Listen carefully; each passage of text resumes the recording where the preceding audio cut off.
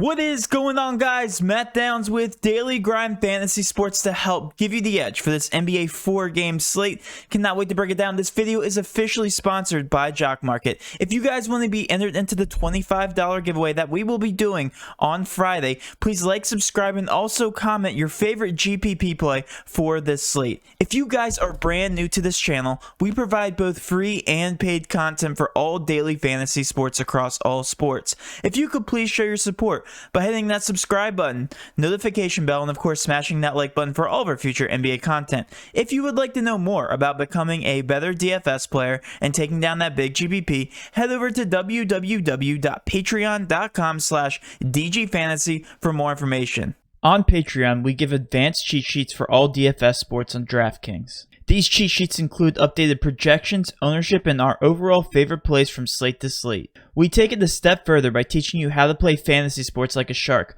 by showing you where the best leverage spots are to put you in the best spots to take down tourneys. Also included is our private Discord chat where you get to talk over the slate with everyone, including our coaches, to help build your lineups. Now let's go ahead and dive right into this NBA 4-game slate. And as you guys know, we usually cover the injury report before we do anything because that's going to give us a general direction on the slate. Unfortunately, we don't have too much value to work with. And because of that, I'm going to be going over every single team, every single matchup, as opposed to doing the normal format where I cover the cash plays and then GBP plays. I'm going to cover all of that in all these matchups just to extend the video. And it's only a 4-game slate, so there's really not too much to cover here. So let's start out by talking about the Charlotte-Washington game. As you guys know, Charlotte is officially without LaMelo Ball for the year, and because of that, the pace isn't as much as we would expect. The 229 over-under is still the highest on the slate, but it definitely does slow down the tempo here without LaMelo Ball. Washington, Bradley Beal is questionable. If he is held out, that's obviously going to impact the Washington Wizards the same way it impacted them last night when he was ruled out. Bertans and Ish Smith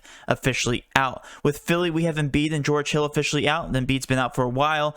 Denver, we have Morris out, and then with Orlando, what a mess that is. It's all going to be dependent on this Terrence Ross news. If he is in, it's going to impact them drastically. If he's out, it's going to impact them drastically. So we have to be paying attention here to Orlando leading up to the live stream a little bit later. With the Clippers, everybody's expected to play tonight. I know that's very weird to say out loud. And then with Atlanta, we have Dunn and Reddish out. And then with Phoenix, we have Nader out. So not too much going on as far as the injury news. Again, we're pending Bradley Beal and also Terrence Ross. That will shake up things drastically for this slate. That being said, let's talk about what if scenarios here. Talking about Charlotte first here. We know LaMelo Ball is officially out. Nothing should change here with this picture. Bismack Biyombo, probably the only value option here on the slate that I really feel confident in. $3,200, has a 6.3 point per dollar value. We have him projected right now at 20.13 points, and he's the highest owned here in this matchup. Like I said, this is a pace-up spot. The over-under has actually dropped 0.5 points since we've been recording this video for what it's worth, but this should be one of the higher scoring affairs. Anybody playing against Washington is a great pace-up spot to target. So Bismack Biyombo at $3,200 is probably going to be my favorite value play as of right now. Malik Monk, also not that bad of an option. $4,900 though, projected only 23 minutes. Not in love with that. He does show some ownership if you're looking for a last-minute cash piece. And then Gordon Hayward, I actually do like here at $7,600. Should pay off that price tag. 35 minutes, averaging 1.06 fantasy points per minute.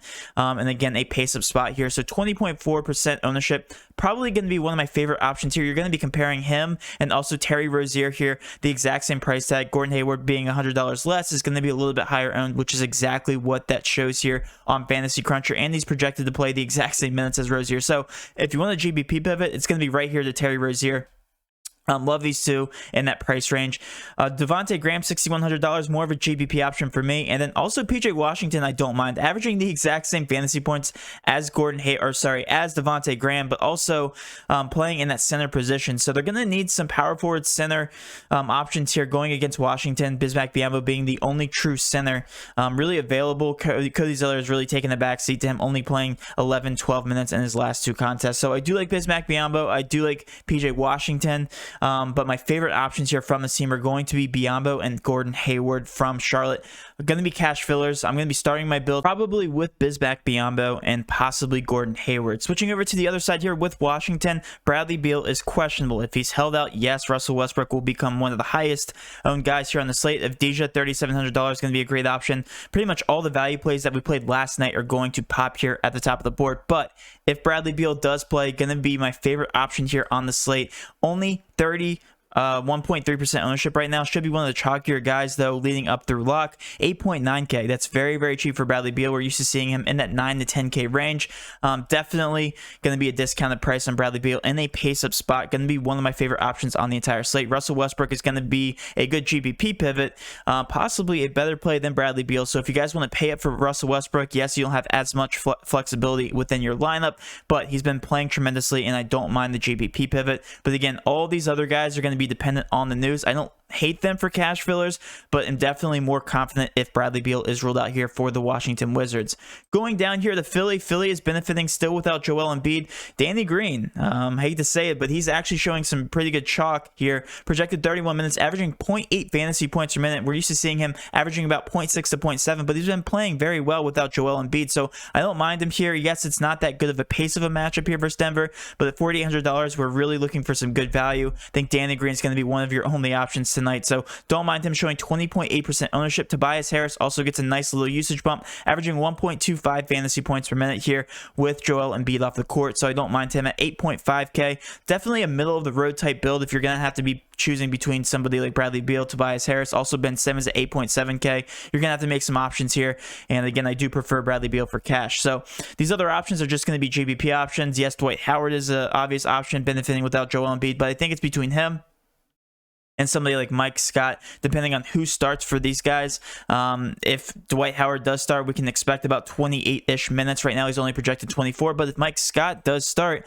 don't mind him at 3.3K, playing about 28, 29 minutes in his previous two contests. Right now, he's only projected at 22, but if he does start, definitely like Mike Scott, only 3.3K. Yes, he's not that good of a fantasy point per minute player, but we love starter minutes from anybody within that range. Going down the list here, we have Denver with Jokic being 21.8% ownership, only 10.5K. Why does this guy keep going down in price? No idea, but he's playing MVP type, playing an MVP type caliber season, so I do like him here in this matchup versus Philly. There's nobody to guard him. Mike Scott, are you kidding me? What a great spot here for Jokic. Because of that, I do think Dwight Howard's going to be playing more minutes, but Jokic still a better player than Dwight Howard here. Love him. He's in an absolute smash spot and not showing that high of ownership, so I do like him here as a pay-up option at 10.5K. The rest of these guys I'm actually really off of. I don't like any one of these guys in the pace ups or in the pace that they're playing. Michael Porter Jr. only playing 32 minutes. He's going to be at 6.7K, a little too pricey for me. And with the addition of Aaron Gordon, don't really know what they're going to be doing with him. Only playing 21 minutes in his last matchup. So until we get that figured out, until we get the usage rates figured out with all these starters, I don't like anybody but Jokic here in this matchup. And then going down the list here, we have Atlanta still playing without Dunn and Reddish. Yes, it does give a slight usage boost to somebody like Trae Young, 35 minutes. Don't mind him for GPPs. Again, only $100 more than Bradley Beal, so not too many people are going to be paying up for him. Yes, it's a pace down spot here versus Phoenix, so take that in consideration. Clint Capella does have a good matchup. Don't mind him for GPPs, but all of these guys are going to be more GPP options. All these guys showing below 14% ownership other than Trae Young. And then Phoenix, we actually have a great option here in DeAndre Ayton, 6.4K. He's been doing pretty well as of late and been covering that same price tag in the past 5 contests, so you can expect he's going to be in another great matchup here. Pace up spot, yes, Capella's not the best matchup for them, but I don't mind him here if you're looking for a $6,400 or less center. 22.4% ownership. He's showing the highest here, and then the rest of these guys are going to be GPP options for me. Chris Paul, 8K, just a little too expensive. Same thing with Jay Crowder at 4.9K. And then Devin Booker, 8.3K, very, very overpriced. So just GPP options all the way around, but it is a pace-up spot, so I don't mind you guys taking a stab at any one of these superstars here for Phoenix. Last but not least, let's talk about one of my favorite options on the slate if he does play. Terrence Ross, if he plays, 4.7% ownership. I think that's going to skyrocket. We should expect about 36-ish minutes here with him actually playing. Terrence Ross, 40% usage rate, 1.38 fantasy points per minute with Vooch. Cole Anthony, Aaron Gordon, and Fournier now away from the team in 165 minutes of sample size. My absolute favorite option on the slate. I think he's cash viable. I think he's GPP viable if he plays. That being said, if he's out, I hate the Orlando Magic because they're all priced up. Like Otto Porter Jr. only played 22 minutes in his last matchup. Michael Carter-Williams, not that good of a basketball player. 0.89 fantasy points per minute at that price tag at 5.8. Akiki, I mean, he did very well for me in the showdown. I mean, but again, his minutes are up in the air. Like, there's so many what-ifs for this team. Wendell Carter Jr. went out and didn't play too many minutes. So I don't know what's going on with Orlando, but I do know that Terrence Ross is their best player if he does play. That's all I know. That's all I care about. And these guys are only projected to score 102 points regardless. So not too high in these guys, with the exception of Terrence Ross, and that's if they can keep it close. So, Clippers, last but not least here. Paul George is technically questionable. If he is held out, then Kawhi Leonard load up on all these Clippers. Another pending bit of injury news, but he should play. That being said, these price tags are a little cheap. Kawhi Leonard, 8.8K, had a very good matchup, and they had a very good win last night versus Milwaukee without Paul George. So don't mind these guys for GBPs, but I'm probably going to prefer this very first matchup here with Charlotte and Washington as my favorite plays. And before we go over to SuperDraft, let's hear a quick word from our sponsor. Jock Market is one of the most innovative ways to play daily fantasy sports today.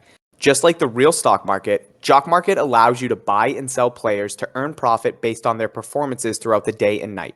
They are currently offering a variety of sports where you can enter their markets and buy them for potential gains. Unlike normal other DFS sites, once the slate starts, you can make numerous changes to your stocks by buying new players you think will continue to perform well or sell players you think are going to underperform. Right now, they are running every sport with overlay, which gives you an easier chance to win than other major DFS platforms. Download Jock Market now on the App Store and use code DGF to receive a $20 deposit bonus. Be sure to subscribe here for all future Jock Market content.